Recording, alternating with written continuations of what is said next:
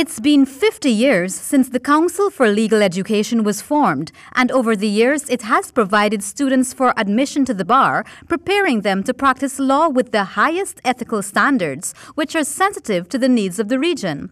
That's how the Chancellor and Chief Justice of Guyana, Justice YONETTE Cummings-Edwards, described the Council.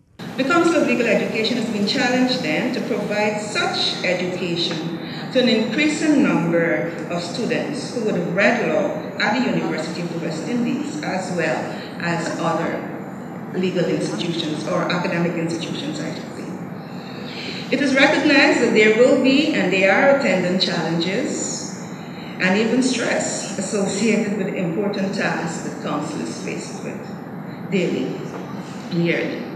Resources, infrastructure, increased demand for places in law school, and complex legal and changing landscape from 1970 to present are only some. Justice YONETTE Cummings-Edwards addressing fellow legal practitioners from CARICOM countries at the Council for Legal Education's 50th meeting on Friday. She explained that the Council for Legal Education has experienced many challenges since its formation, but despite these hurdles, its work is not static. According to Justice YONETTE Cummings-Edwards, the quality of legal education in the Caribbean must not be diminished or diluted.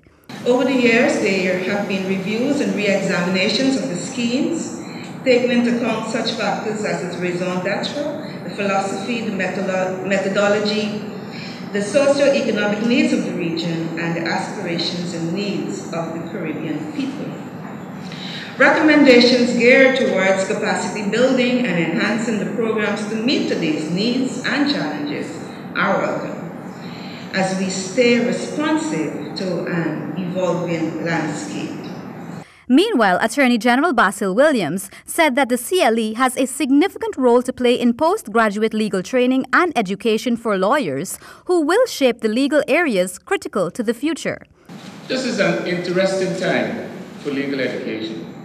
As from the genesis of the CLE to now, our society has changed, and this must be at the forefront of our deliberations. There is a wind of change blowing through the legal profession, and the CLE must rise to meet the demands and challenges that come with such change.